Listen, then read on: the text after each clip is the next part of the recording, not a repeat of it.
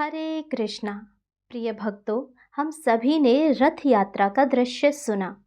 अब भगवान जगन्नाथ अपने भाई बलभद्र और बहन सुभद्रा के साथ रथ पर बैठकर निकल चुके हैं। वे कहाँ जाते हैं और रथ यात्रा के बाद की क्या क्या लीलाएं होती है, पीछे से माँ लक्ष्मी जी क्या करती है, इन सभी लीलाओं पर आज हम चर्चा करेंगे। बहुत समय पहले की बात है कि पुरी के राजा इंद्रदुम्न ने भगवान जगन्नाथ जी का मंदिर बनवाया था और उनके लिए दिव्य मूर्तियां स्थापित करवाई थी। इस कथा का जिक्र मैं कई अध्यायों में कर चुकी हूँ। यदि आपने पहले के अध्याय नहीं सुने हैं तो इस कथा के बाद उनको भी सुनिए और अपने भक्ति के मार्ग पर आगे बढ़िए। अब गुंडीचा देवी भगवान जगन्नाथ की मौसी माँ बन जाती है और ये वरदान मांगती है कि आप हर वर्ष मेरे घर आएंगे और मुझे अपने हाथों से प्रसाद ग्रहण कराएंगे। राजा रानी के कोई संतान नहीं थी और ये वरदान उन्होंने स्वयं मांगा था ताकि जब संतान ना हो तो मंदिर पर कोई भी अधिकार ना जमा सके।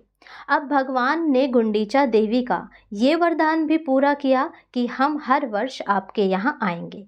भगवान ने मौसी माँ के इसी निश्चल भक्ति और ममता से प्रसन्न होकर उनको ये वचन दिया था।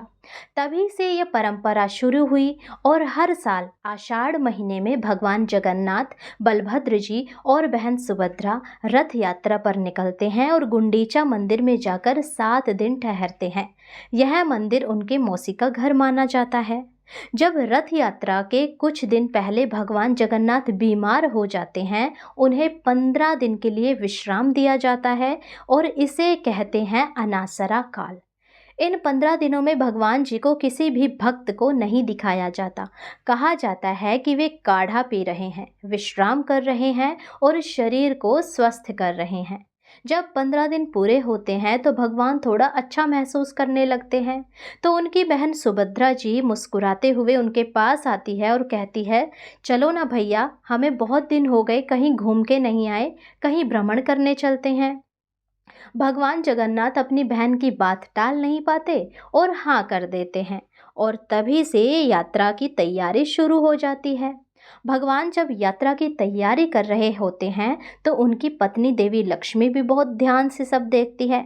भगवान को लगता है कि पत्नी से कुछ भी छुपाना नहीं चाहिए और पत्नी को बताकर ही घर से बाहर जाना चाहिए। ये आजकल की सभी जनरेशन को भी फॉलो करना चाहिए कि जब भी पति घर से बाहर जाए तो पत्नी को बताकर अवश्य जाए, जिससे कि पत्नी के मन में जो उथल पुथल चल रही होती है, जो प्रश्न चल रहे होते हैं, वो ना चले। फिर भगवान जी ने लक्ष्मी जी से पूछा, देवी, मैं 2 दिन के लिए बाहर भ्रमण के लिए जा रहा हूँ और 2 दिन बाद आ जाऊंगा।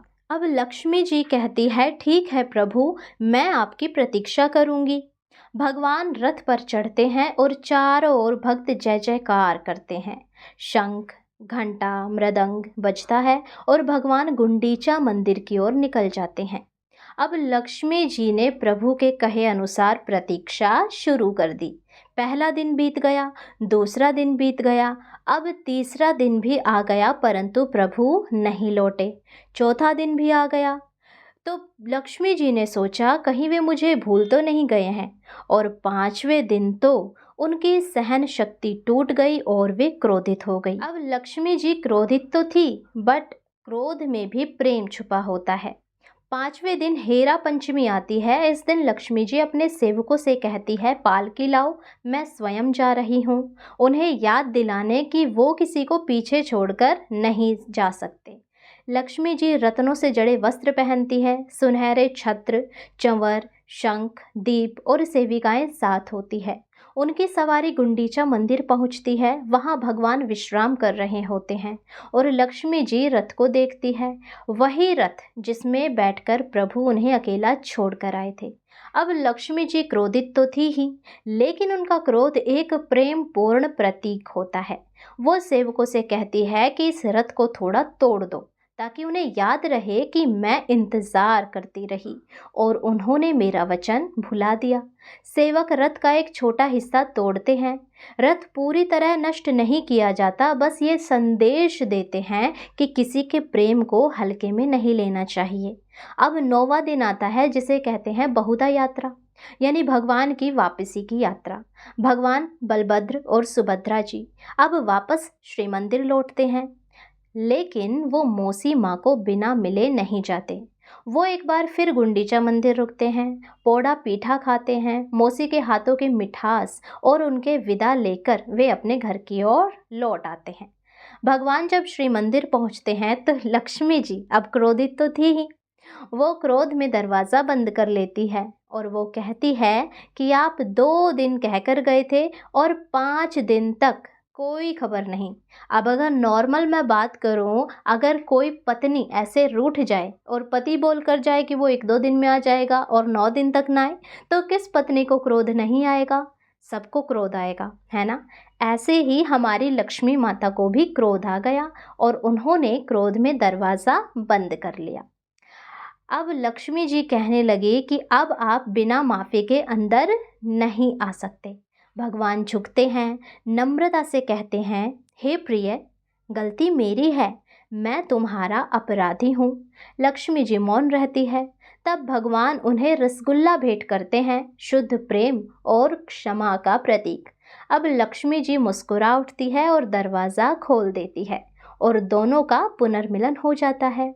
इस पूरी कथा में हमें क्या सीख मिलती है कि प्रेम में वचन निभाना चाहिए, प्रतीक्षा करने वाला भी सम्मान योग्य होता है, क्रोध में भी करुणा होनी चाहिए और संवाद से हर रिश्ता सहेजा जा सकता है।